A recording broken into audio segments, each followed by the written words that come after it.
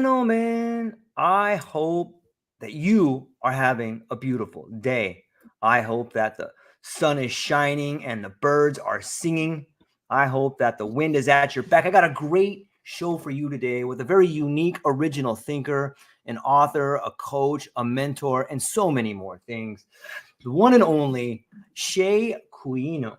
And I wrote this little intro for you, and I just want people to hear it because I think it's beautiful and it has a reflection of you. And in the symphony of life, where each note carries the melody of existence, there emerges an author whose words resonate with the timeless rhythm of human experience. Seye Kuyinu. Through the pages of his transformative masterpiece, The Glorious Dance, You're the Music, I'm the Song, Seye invites readers to embrace the exquisite harmony of self-discovery and personal growth. With the pen as his instrument and the pages as his stage, Seye orchestrates a symphony of wisdom, weaving together personal anecdotes, insights, and transformative strategies into a captivating narrative. Each chapter unfolds like a melodic stanza, inviting readers to dance to the rhythm of their own existence and embrace the beauty of their unique journey. Seye, thank you for being here today. How are you, my friend? I'm doing so good. I like that intro. It kind of it carries the theme. It carries the appropriate theme of the entire book itself. So thank you so much for that. Well, I got a feeling that the book carries with it the wisdom and the sort of trials and tribulations of your life and the lens through which you see the world. And before we get into the book, man, maybe you could tell people a little bit more about yourself. Like, where are you from? How did you start finding these insights? Or maybe you could start off wherever you like. Yeah. For anyone who can guess the accent, I'm from Nigeria. I moved here a couple of years ago, not up to a decade, to the US, that is. But over the years of my experience, of being this character called Seye, one of the things that has come rather interesting for me is exploring different identities. And by that, I mean, I went to school to study medicine. I somehow found myself a software developer. I owned a startup back in the booming .com days. I started a company myself where I was doing a lot of web development, applications development. I got into UX design. At some point, I left all of that to start Highlight for a website where at that time I was conducting a lot of personal experiments, and those came as more or less cues from self-help books. Like I'd read a book and say, hey, I'm going to practice every single thing that I learned in this book and document it. And then I would allow my email subscribers to follow me through that journey. So in a way, I was making people that subscribe to my website to be my accountability partners and to see if there was some truth in what I was reading. Somehow that led me into becoming a coach. And now what I do is I'm an agile coach, and I coach software teams and organizations and leaders into seeing redefining value rather than output. So that's something that I've enjoyed. At the same time, in between here and there, I had I have a photography business that I've run for almost 5 years now. At the same time, I'm an oil painter and a watercolor artist also. And now I do a lot of work in hypnotherapy. So I found it's kind of easy to in quote switch identities. And I think the interesting thing for me was learning or finding out that who we are is a made up concept. And so as time went on, I started to understand or to see clearly that sometimes we want whatever we want. We sometimes think that it's something that we cannot achieve. And so in our belief of what we can't achieve, we actually more or less repress ourselves and then stay in this feeling of misery, right? And So somehow I started to question every single thing. I started to notice also that in the experience of in human experience, there's always a search for the final happiness, the final straw. The I when I get this thing, I'm finally going to be happy, or um, when I get this job, finally I'll be happy, or when I make this amount of money, I'm going to finally be happy. But in my experience, every time that I got that thing that I said would make me finally happy, then there's a new thing that pops up that makes me want to finally be happy. And I realized, oh, that's kind of an illusion. And so, in the ups and downs of life, in the chasing and grasping and holding and finding out, this wasn't actually the thing that will bring me happiness, I found out that's actually the game. That's literally the game. So I can enjoy every single thing. So even when it comes to finding love, losing love, that's still part of the game. So a lot of that reflection is what then led me to writing the Glorious Dance. It's amazing to me. And I think it speaks to this idea of transformation. And we see it, I think once we begin to see this type of transition in our life, we begin to see it everywhere. You see it in the world, you see it in yourself, you see it in your relationships, and you see it, you can't unsee it. It's one of those things, once you see it, you can't unsee it. But that can kind of be an isolating incident, right? Because when you see it and you start trying to explain it to other people, they're like, you're just crazy. You're just this, you're just that. And all of a sudden, you get to hear all the excuses that other person says about themselves, right? It's kind of crazy. What do you think?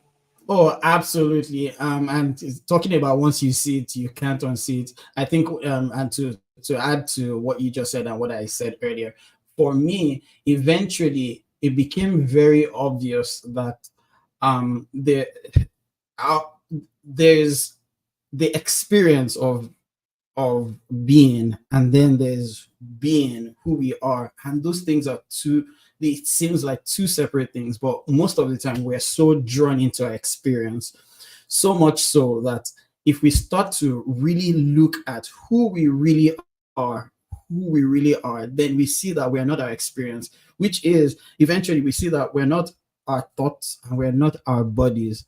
So we're this thing that's not what we thought we were. And so that begins to you begin to understand what duality is. And then when you see that, you can't unsee it anymore. And that's kind of what I was that's a lot of what one of the things that I pointed out in my book. Because in observing, like, okay, I'm not my body.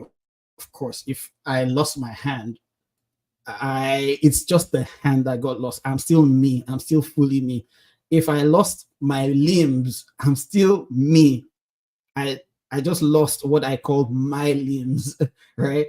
And so by the time you start asking those questions, you begin to see, oh, okay, so I definitely am not my body.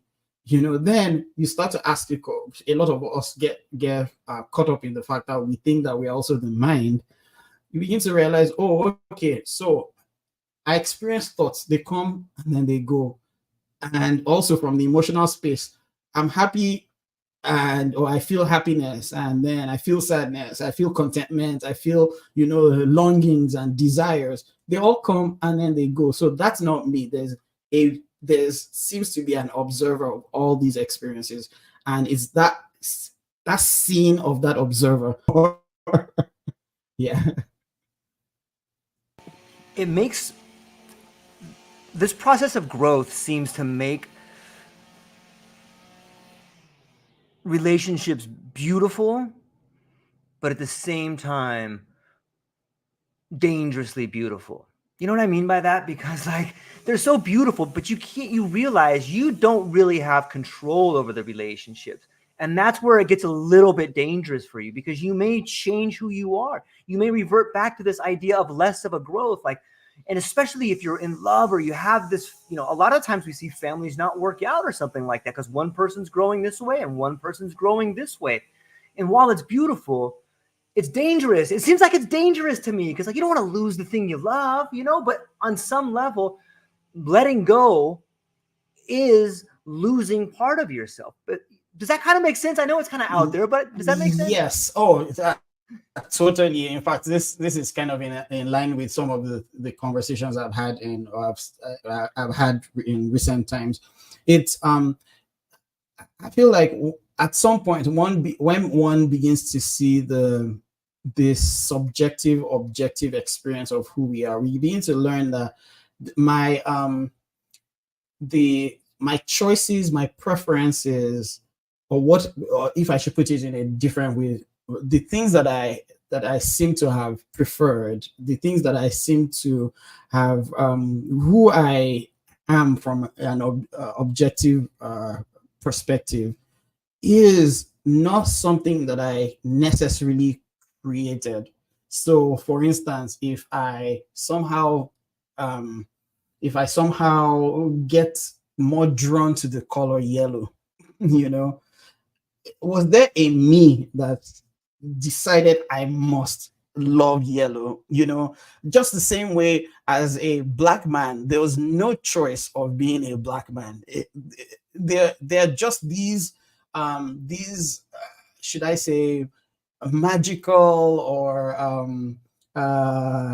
it's like I don't want to use the word dance yet because I'll probably use that a lot.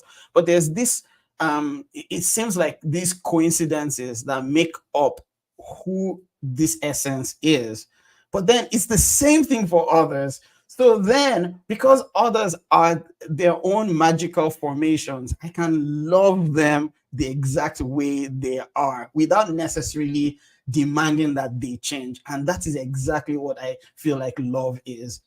Just recognizing the beauty of everybody. You know, even of course, we're going to have situations where we say, oh, you know, this person, you know, is a really bad person. They have this pattern of the XYZ, name any whichever negative pattern.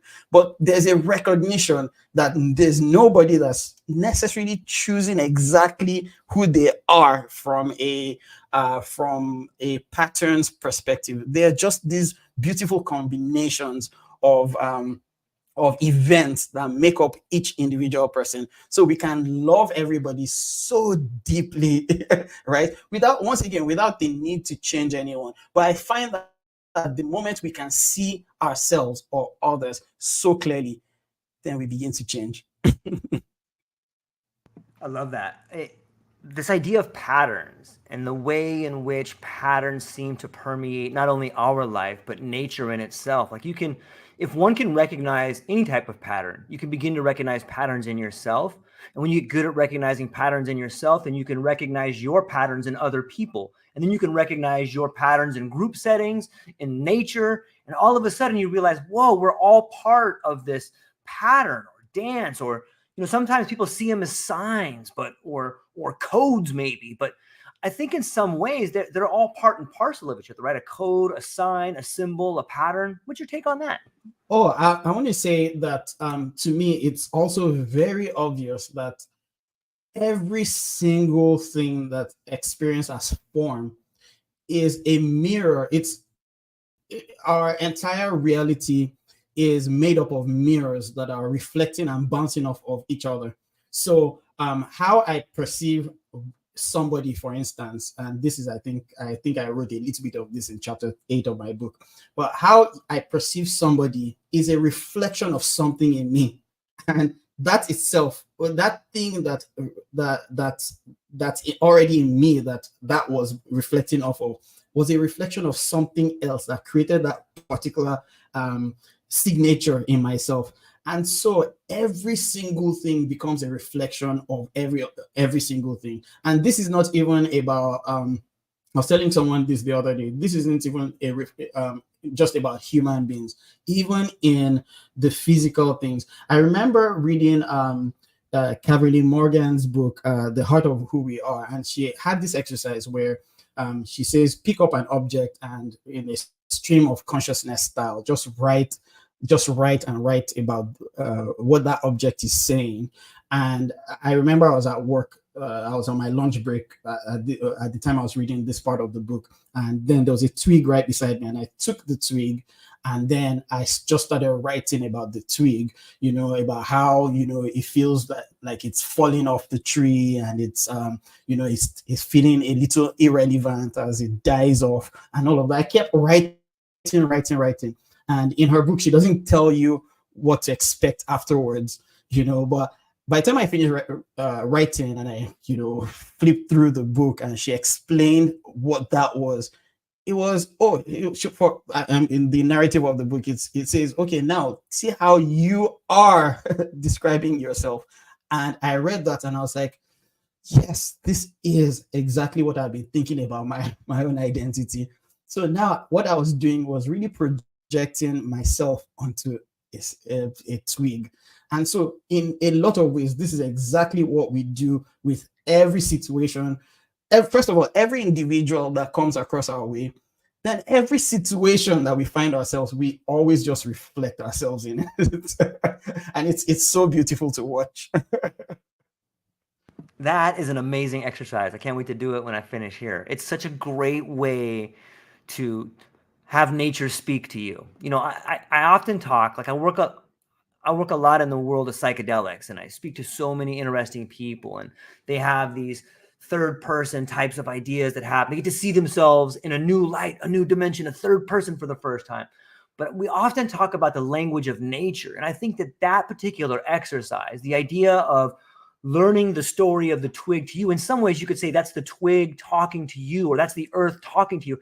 And it's so like cathartic in some ways to get that out, because we carry it with us and we don't ever say out loud, or better yet, write down the true reflections of it, because it's hard if you don't have something to reflect back to you.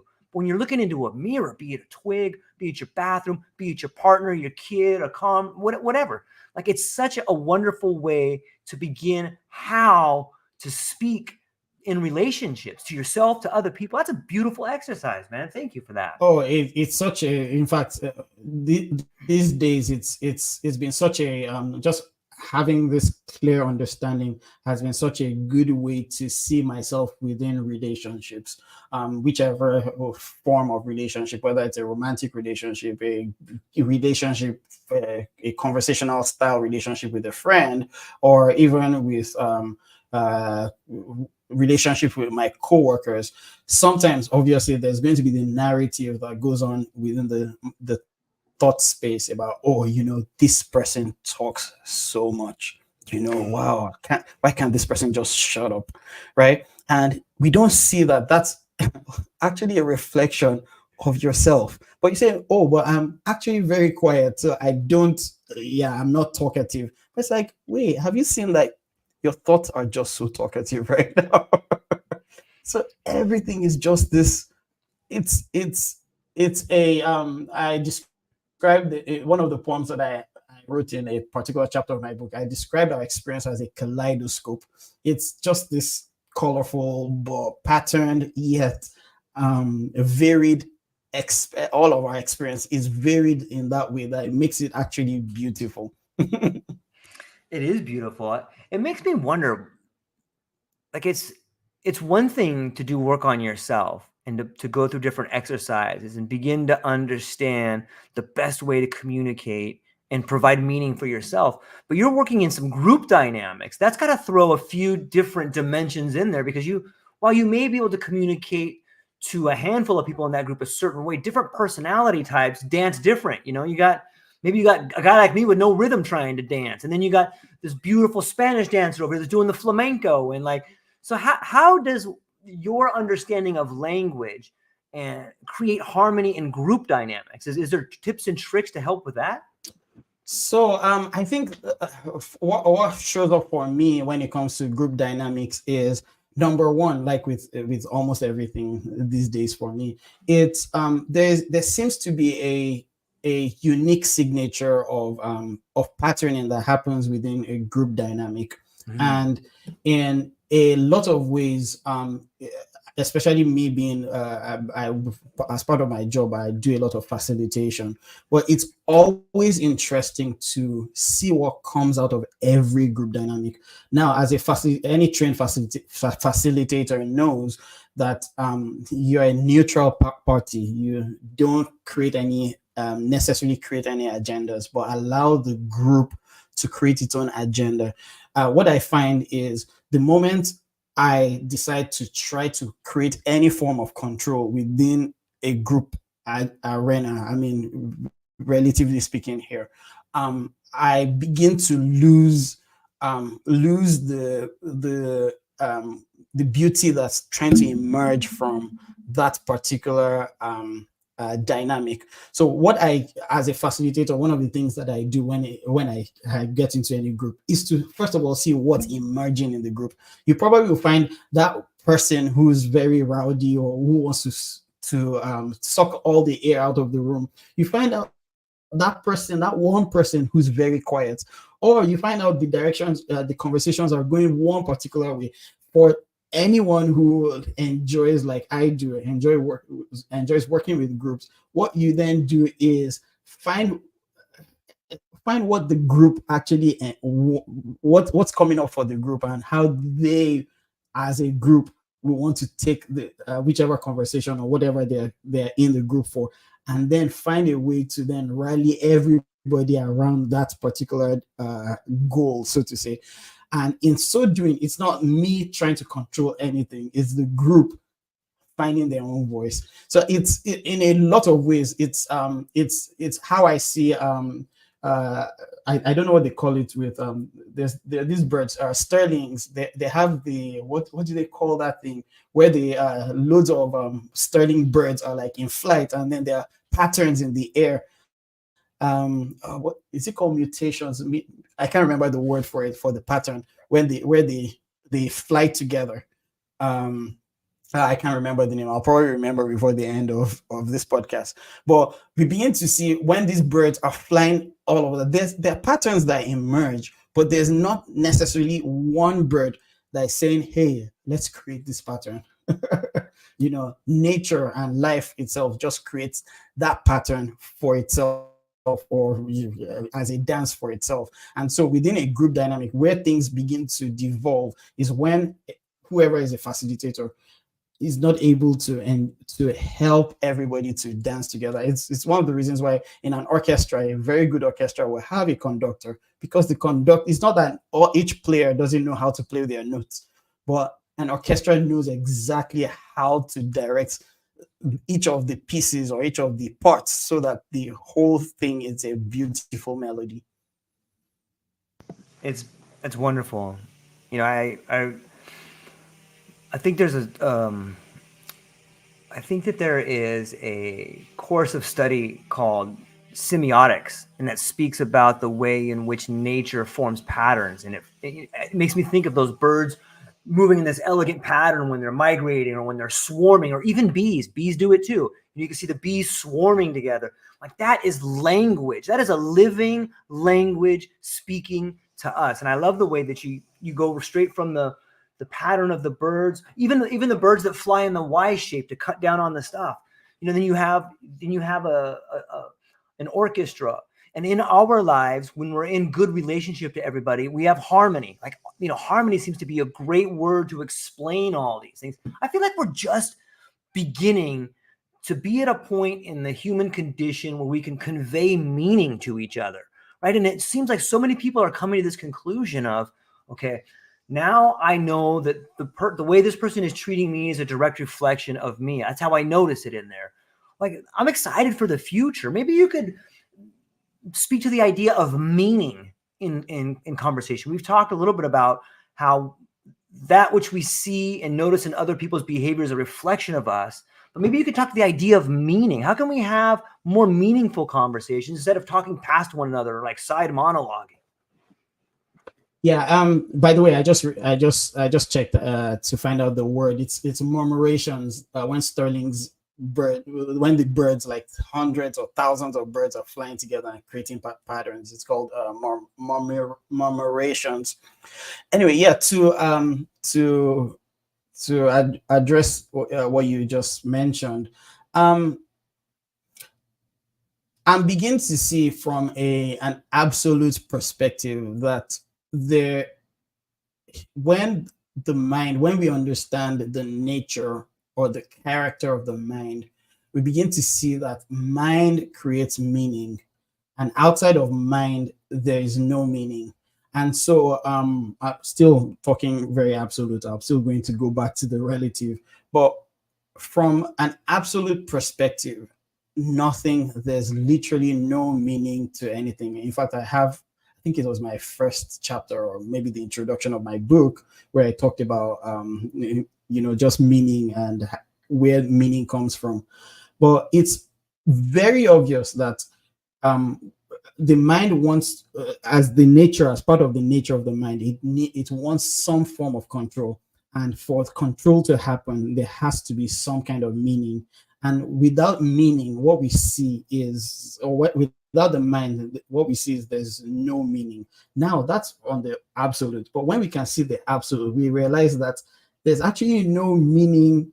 There's the only thing that's creating meaning is the mind. So when we're in relational situations, right, we can create meaning, but those meanings are not, I would say that they're not as concrete as the mind makes it to be. And so because they're not so concrete, it's easy to honor what we have created as meaning, knowing that if it changes, I'm still able to create new meaning. And if that also changes, I'm able to create new meaning. And there's nothing, in fact, this is one of the reasons why I feel like one of the biggest lessons that we can, in our earthly experience, that we can ever learn is surrender, is letting go. And letting go is really realizing that there's never been anything to hold on to. And so in any situation, when I see I'm creating meaning for something, can I actually let go of that meaning? And in letting go of that meaning, I can feel free to create another meaning and enjoy it, but I can hold it the way if I saw a butterfly and I held the butterfly, I'm not pressing and holding the wings. I'm holding it lightly so that it can fly wherever it wants to. So in not seeing meaning, we can actually create meaning, and that is freedom. And we can also let meaning go and create it again, however we choose to do it. Yeah, that sounds very freeing, and it sounds to me like that is a beautiful way to try and observe yourself. But sometimes the pressures weigh in so much, people that maybe you lose a job or maybe you broke up in a relationship. We the mind If the mind creates meaning, it's always why this? How come here? What happened to this thing? Like there's all this inner dialogue that's going in. And I think surrender is a great way to begin to understand all that inner dialogue. Is there If I were to surrender to my inner dialogue, does that mean holding each one of those thoughts for a minute and letting it go? Or what's the relationship between surrender and inner dialogue? Uh yeah, this is a really good question. For interestingly, coincidentally, I think the third chapter of my book is called The Dance of Thoughts. And I say it's for us to understand letting go and surrender, we have to understand how the nature of thoughts. Um, Oftentimes, obviously, everybody experiences thoughts in one form or the other. You see, everybody can, without a doubt, say, "Oh, I have these thoughts that just came through my mind." Right? The moment we realize that thoughts are coming from nowhere and disappearing to nowhere, they're created by nobody and dissolving on their own accord. They have nothing to do with me. They just come and they go. It's when we see this so clearly, we can begin to see that when we hold on to anything, what we are doing is just holding on to, first of all, a belief. But a belief is just, I would say, is a coagulated thought. That's a thought that has repeated itself so much that we grab onto it. And what is even grabbing onto a thought, is just another thought that says that thought is mine. And I think the craziness and the lunacy, so to say, in how we deal with thoughts is like I'll use the analogy of standing by the side of the road and seeing cars passing. As cars are passing on the road, if we begin to say that car, oh, that car is mine, and this other car is mine, and this other car is mine, that's literally what we do to thoughts. And then we see one car, and then we grab onto the car, and the car is going, and then we're pulling it and holding it. That is stressing us, right? And that's exactly what it is to hold on to something.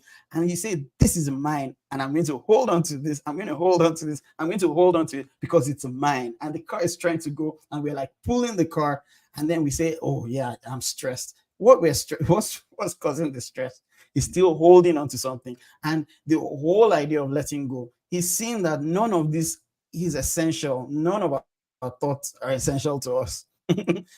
So letting go is literally, I mean, there's no better way to say that letting go is about actually letting go. And so every major faith tradition has something to say about letting go.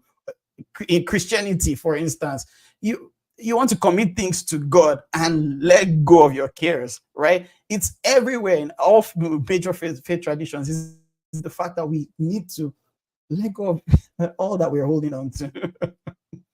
Yeah. It's a wonderful point, because I know so many people, myself included, that get stuck. They say, there's a good quote that says, "Get in your head, you're dead," because you just have these thoughts, but there is a sort of a weird paradox there, because we often hear people that we look up to, or people that are held up by society, or people that we read about that we admire. They talk about having this dream and pursuing this dream at any cost. And so that, like, some people tell their story about, even when the chips are down, I held on to my dream. That sounds a lot like holding on to a thought, but then there's belief in there. There is momentum in there. It's a strange sort of relationship. And I'm wondering if you could somehow give us a roadmap between letting go of our inner dialogue, but still holding on to our dreams. So one thing, before I go into dreams, I think I'll talk about goals, lead that to dreams, and the holding on to dreams or goals, or the letting go of them. It's, to me here, it's very obvious that goals are just a thought that we hold on to. Now, in all of this, I want to say that there's nothing inherently good or bad about holding on to something. It is, if it causes you to suffer, then why hold on to it? If it doesn't cause you to suffer, then it's something that's pleasant. It can be pleasant if you're holding on to something, but it's not causing you to suffer, right? But every goal, it's so clear that every single goal is just a thought that is called a goal that we hold on to and we call a goal. Now, do I have goals? I don't have as concrete goals as I used to have in the past. But yes, I have goals. I mean, there was the goal to be on this podcast today, right? Now, what happens in a situation where you say, "Hey, sorry, we can't make the podcast today," or I find out, there's something wrong with my timing or whatever. It's something that can be let go of. So it's the same with dreams. We can have dreams which are essentially a goal, right? When we have these goals that we create, yes, there are people who would say, yes, I held on to this. You can hold on to a dream and hold on to it. There's nothing wrong with that, unless then it makes you suffer. So I've been in situations, and I've heard people in situations where they're holding on to some kind of goal, and things are not really looking up for them. They're getting far away from that, and they're still holding on. And in holding on, they're suffering, they're depressed, they are, cutting off their relationships with others because things are not looking up. But the question is, who created it? Isn't it still you who created it? So can you just let go of whichever it is, so that you are free to be who you actually want to be? Now, obviously, I also find that there are people who have held on to dreams and chase their dreams to the detriment of other things. And in achieving their goals or their dreams, they found out, oh, okay, well, I've achieved it, but I'm not as happy as I thought I would be by achieving this goal. So I'm going to create a new goal that I'm going to chase, you know. And I think it's in understanding, once again, the nature of thought, how thoughts are fleeting. Every single every thought creates an emotional response or a desire. And when we hold on to these things, we're holding on to something that's actually illusory, something that's literally not real. Now, there's still nothing wrong with holding on to anything, but as long as we're holding on to it and it's causing us to suffer, then why not just drop it? Why not just let go of it? Because I tell people, like, in 100 years, nobody will know that you ever existed. So what's the point? Like, I don't even know the names of my grandparents. So it's like, I don't even know if they appear to me right now, I don't know that they're my grandparents. So it's like we hold on to these, there's this grasp of goals and desires that sometimes we do this to the detriment of the life that's unfolding right in front of us here and now. That in grasping and holding on to this, we actually lose this beauty that's unfolding. It's so well said. It's so. I was speaking with um, a lovely woman who was a death doula for a while, and she would go and sit with people that were, maybe they didn't have family, but they were definitely only had a day or a few days left. And in that conversation, I had asked her, "What do you guys talk about? What are people telling you?" And I could tell that she held their comments in confidence and in high regard. But she had mentioned to me, well, they're not talking about, I wish I would have worked longer hours. They're not saying, I wish I had a Tesla. They're not saying that I wish I would have done all these things and made more money. What they're saying is, I wish I would have had better relationships. I wish I would have spent more time with people I cared about. For me, that sounds a lot about, this idea that we're here for a little while. And while you have to do things to make a living, are there things that you can do that are more meaningful for you and those that love you, that enhance your relationship? And maybe that means making less money. Maybe that means letting go of some possessions, or letting go of, I got to have 5 cars and a 6-car garage, like maybe it means letting go of some of these things. And I guess that leads me to this question of, as someone like you have a unique perspective for multiple reasons, but I'm curious as to what your perspective was when you move here to to the United States. Is it something that is more focused on this idea that it's important to be important? You have to have these dreams, is there a difference between where you were brought up and then coming here and seeing things? I would say that the most significant difference, apart from infrastructure and things like that, the most significant difference has, for me, maybe in Florida here where I live, that may be the case. Maybe it's different in other places I haven't lived, but it's the people tend to be more individualistic. So for a very long time, I didn't even know. I just knew my neighbors' cars. I didn't even know what they looked like, and that was a bigger contrast. That was a bigger contrast for me. Like back home, I don't even need to know my next door neighbor. He just would knock on my door and ask me for salt, because he's cooking right now and he needs salt.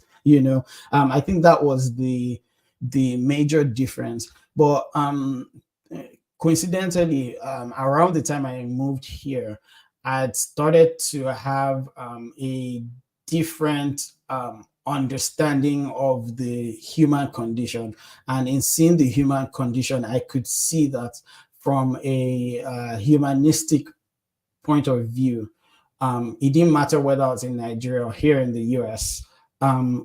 Humans tend to humans have a generally have a drive, should I say, selfish drive. And when I say that, I'm still talking about the egoic state. There seems to be more of a here in the US, for instance, there's the, oh, I just gotta, work my hours so that I can go home and do all I can do for my vacation. I travel to Hawaii, for my vacation, and it's just myself and my family. Every other thing doesn't matter. Back home, it seems to be kind of like that, but in a different, it manifests in a different way. But in still seeing the human condition, also obvious to me that there's that one thing we all love to love. We, whether it's ourselves that we want to love, or it's we all want to be in some kind of relationship to others, and that's something that unites all of us. And it's kind of obvious because in essence, in true essence, we're all one, and that oneness could manifest itself in when it loses itself and manifests as greed, as selfishness, as seeing only one perspective. But when it finds itself as other, as everything, as all, and all of us, as one indivisible entity, so to say. I love that quote. We all love to love. And like, isn't that what people are looking for? Like the most angry people that you see, like, yelling at people. Like that person needs love so much, like they don't have it in their life, and they're so upset about it. They're gonna yell at you because you did something wrong and it's your fault. It's so crazy. That's so great. It's beautiful at the same time. If they could just take a moment, and like I know that person because I used to be that person. I probably still am at times, but I catch myself. I'm like, wait a minute, I must be missing something here. If I'm not upset about something, what am I really missing? But it's because I think that's what it comes down to. It sounds to me, if we give some sort of metaphors or analogies on the level of maybe culture is the music, and it's a slightly different tempo, slightly different beat, and we as individuals are trying to find harmony. And is that a good analogy? Or I know you have some beautiful analogies and some metaphors and the way you speak. Maybe you could break it down for us a little bit better. Yeah, I want to say that it seems very obvious to me that just we experience individually, like I said, we experience thoughts, and from a collective space, I would say there's a pattern of thought. It's so difficult for me to articulate this, but I would say there's a pattern of thought, and so it's obvious to me that I'll use the word, there's a universal mind that drives everything, and that begins to shape as culture. So culture, like for instance, I could say that nobody wakes up and says, hey, let's start culture. This is culture number 1, 2, 3, 4, 5, 6, 7, 8, 9, 10. So now cultural number 1 is this. Now, have you all read this? Now our culture starts. But culture begins to morph and create itself. And it creates itself by itself with no necessary entity that's creating culture. So in a lot of ways, it's one of the reasons why I would still say that culture we have to respect everybody's culture. Why? Because first and foremost, nobody created any culture. There's no single entity that created any culture. And so when we see each and every culture as different as they are, and we respect each and every culture, we can see how to dance with culture. So as an example, I'm a Nigerian with my own culture, right? I come into this space and there's a culture, it's totally different from culture here. As an example, as a Yoruba man with my culture, if I see my mom, I lay down flat on the ground, like my chest is on the ground when I greet my mom to say good morning. If I saw my mom at a shopping mall, that's the same thing I'm gonna do. Get straight on the floor, right? That's my culture. And we're back home. That's seen as normal. Nobody, is going to be like, "Whoa, that's weird," But over here, obviously, if I do that in public, people are going to be like, and I mean, when my mom is over, I would do that, But people are going to be like, "Oh, that's weird." But I can still respect other people's culture and say, "Oh, yeah, me laying down on the floor to say hello to an older lady, in the parking lot is kind of weird," right? So I can respect that. Back home, I could not call anybody that's older than me by their first name, you know.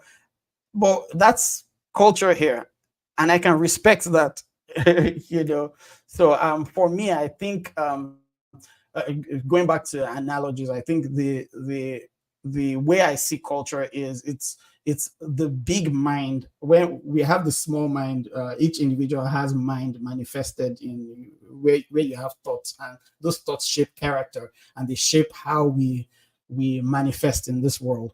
From a bigger group setting, culture becomes the big mind, and it manifests in the conversations and the dialogue that we have within the threads of that dynamic. It's brilliantly said.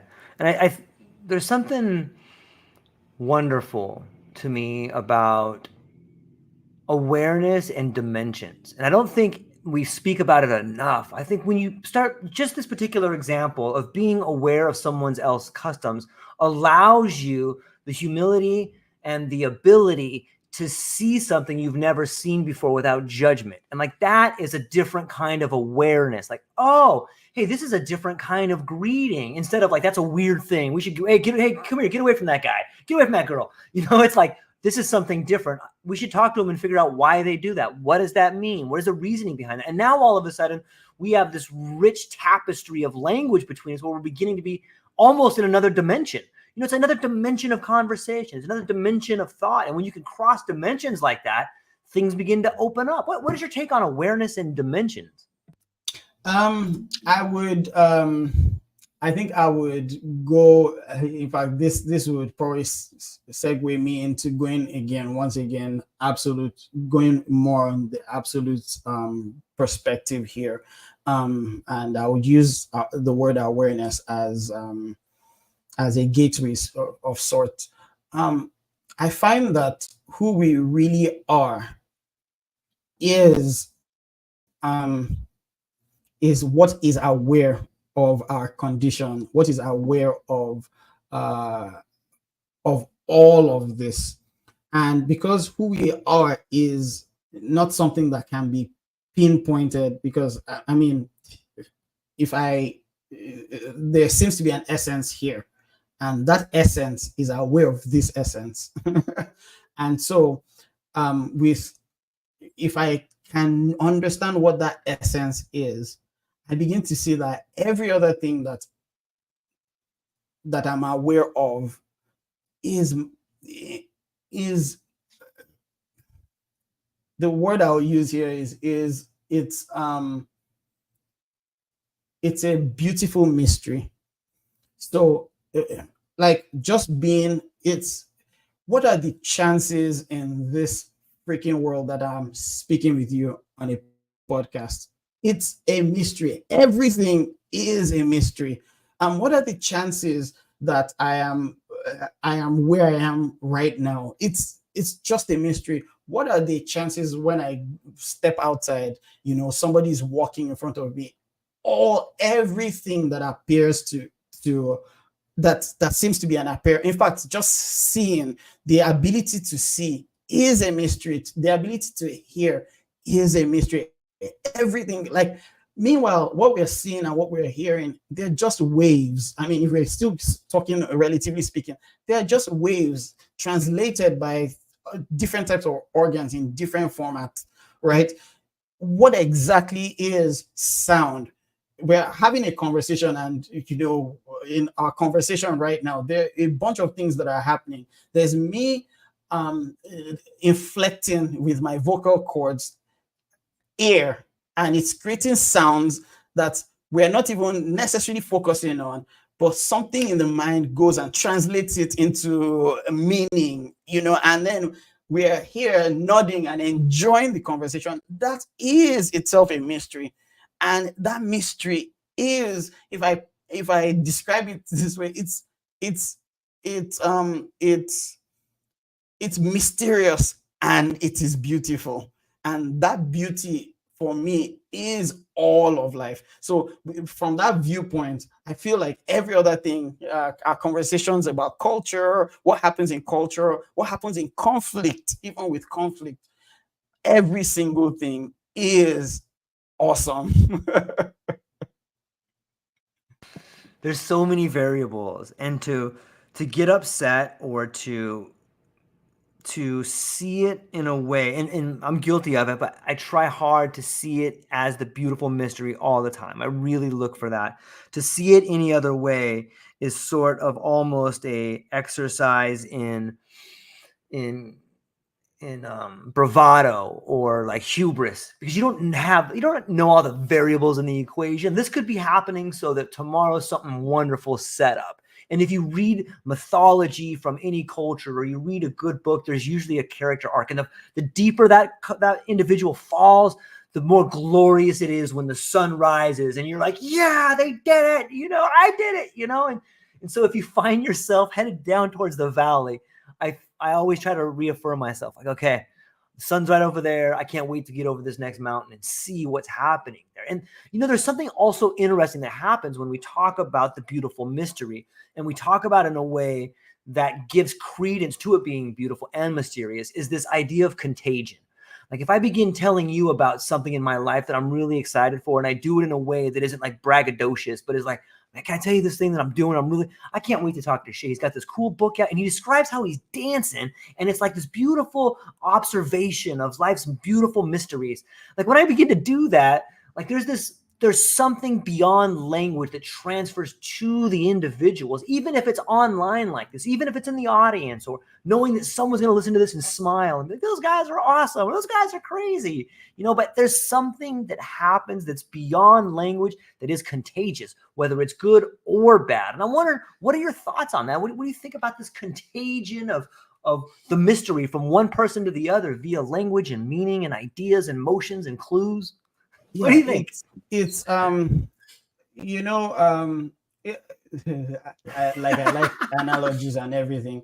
It's if we could imagine for a second, who each individual is a wave or a puddle in this vast ocean. When there's a surge when there's a wave in that ocean, it affects every other.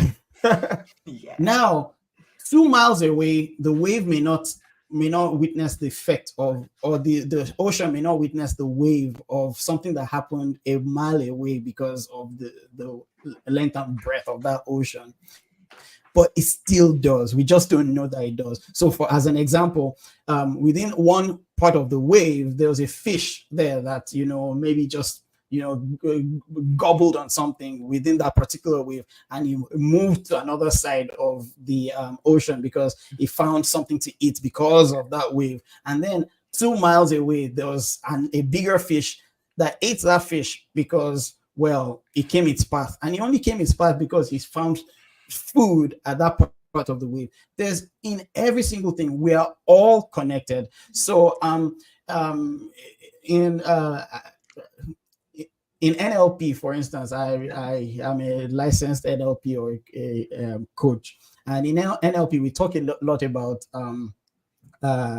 mirroring.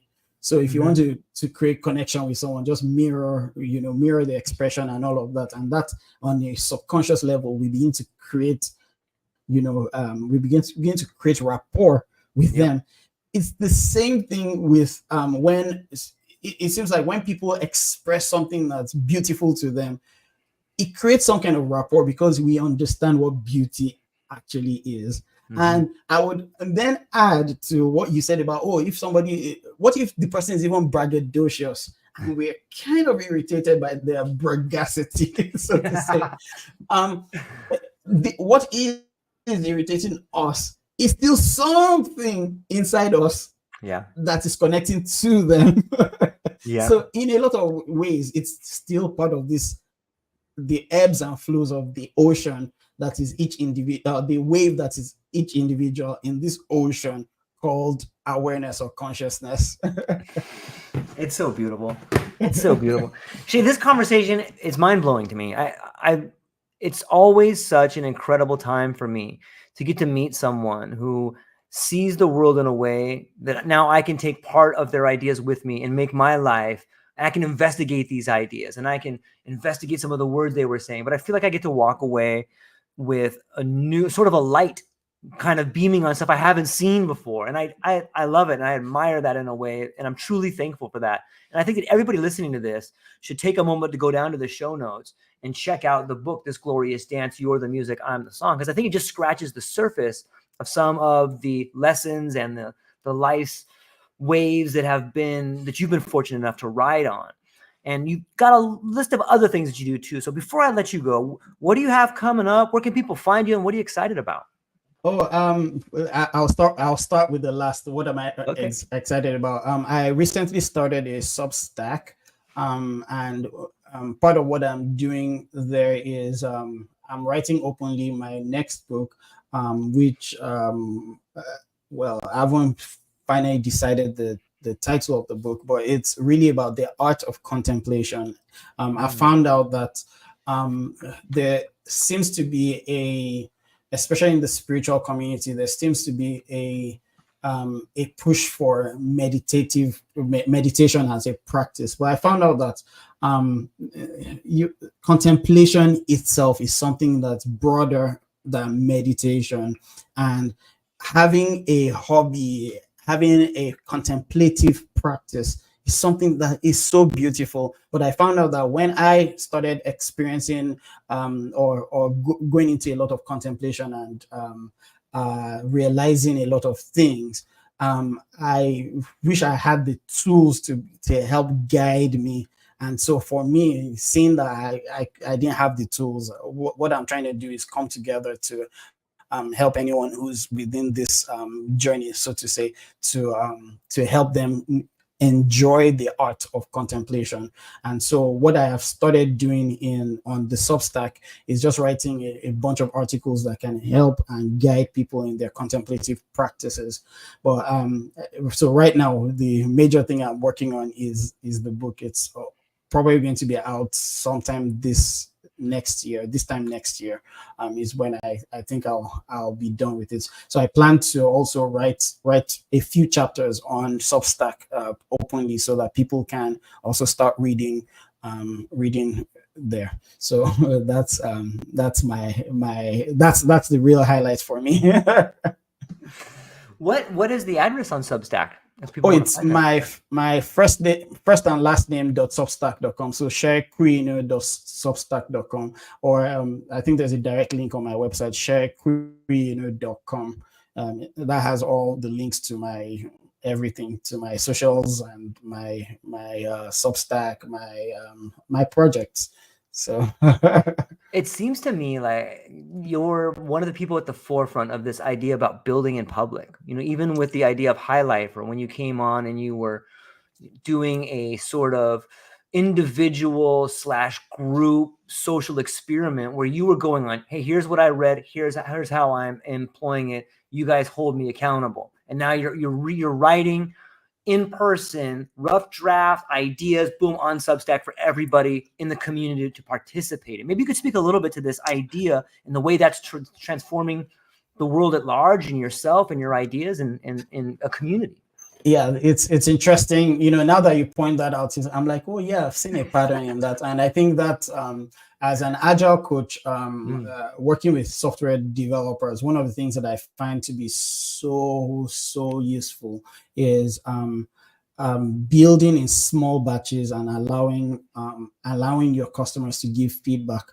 So for anyone who doesn't know what agile is, the whole idea is, there used to be project management methodology called waterfall, where if you have a project, it starts this, the first of this month and ends the first of next year. You only get to really experience that product by the end of the year when it's delivered. But Agile says, hey, instead, what we're going to do is every 2 weeks we're going to ship something to our end users so that they can feel the product, they can Yeah. ask questions, they can give feedback, right? And then when they give feedback, we go back to the drawing board, or we go back and refine that, and then give you a new shippable increment. So for me, it's been so clear that that's a better way to deliver value. You want to deliver value as frequently as possible. You want to build in public so that people can give you live feedback as you're going through that. So a lot of projects have failed because people were trying to build something in secret. Yep. By the time they launch it, it's like now the world has moved past that. And yes, that thing was useful about 3 years ago, but things have changed, So for me, over the years, it's been really doing all of this as an expression of the essence that is here. I don't have anything I don't necessarily need to go behind the closet to do things and then come out to say, hey guys, I've done this. This is what I'm working on. Here's some of what that is. What do you think? And then somebody's like, oh, that resonates, or I don't get this. And I realized, I know you don't get it, because even me, I know that I don't really get this. So I'm going to go back to the drawing board. I love it. I think it's building a better environment, a better community. There used to be these ideas where people that were building something privately would try to find a test audience or take a poll about something, but now you just give it to them and see what they think. Because you may think that your product is for a high-end user in his 50s that that loves spreadsheets, but the truth is it might be perfect for a kid that's 22 playing Fortnite, and that might be the guy that has all the answers. Exactly. Or you find out, you're trying to get it for that 52-year-old who likes spreadsheets, but really he only likes spreadsheets because he could see things in bold font. It wasn't the spreadsheet, it was the bold. So now you miss that opportunity. Yep. If you are going to build a second type of spreadsheet, but with small font, and meanwhile, all he cared about was the bold font all the while. Yeah. And that alleviates so much problem down line for, like a large corporation that's building software or has a new technology that ends up being obsolete by the time it gets to their bottom employees. Like, this thing is junk. They've already spent $1 million on it and cut their HR staff, because they didn't think they needed it. Exactly. It's so funny to me. So I'm excited for the future. And I think that individuals like yourself and so many of us out there are really figuring out ways to provide not only redefined value, but to provide that new redefined value to everybody in the community. And that's going to make us stronger. I know times look tough right now, but it's because we're birthing something that is going to be incredible. And every one of us has a responsibility to take part in it. The more responsible you are for your thoughts, for your feelings, for building around you, the better the world's going to be, man. But let me just throw it back to you to give you the last few words on here. If we didn't touch on anything, or is there anything you want to leave the audience with? Well, thanks for this opportunity to leave the audience with something. I think at the very core of it, I find that we've not paid attention to the process of thought, of the thoughts that we experience. As a matter of fact, because of our misunderstanding of thought, we begin to hear and make statements like, changing your mind. And it's like, oh, you cannot change a mind, because what we are trying to say is, if I have a thought that says, I'm a loser, so you change that particular thought to I'm a winner. And it's like, well, maybe you're not changing the thought. Maybe you're allowing that thought to go, and you're identifying and recognizing who you truly are. And in recognizing who you truly are, you don't even need to change thoughts. But for you to even clearly understand that, we need to study and know what the thoughts we experience, what that is. And it's no wonder a lot of traditions would suggest like meditation and all of that. But we've not, as a society, we've not sat down to examine the thoughts that oftentimes cause us to suffer. So I think the one thing that I want to leave with the audience is to actually spend more time to see the structure of thought. And the more we get familiar with it, the more we realize that none of our thoughts were essential to us. So in that way, we can pick a thought and let a thought go. And that is the freedom that we've all been looking for. That's beautiful. I love it. Well, hang on briefly because I still want to talk to you just shortly afterwards about a few things. But to everybody in the listening audience, whether you're watching today or listening tomorrow, I'm truly thankful for your time. Please go to the show notes. Check out Seye's book. It's a wonderful book. You're going to love it. And it's got a lot of cool insights. Check out his Substack where he's building his new project. Be part of the community there. He's a fascinating guy. You should reach out to him if you're curious and pick his brain yourself. That's all we got for today, ladies and gentlemen. I hope you have a beautiful day. Aloha.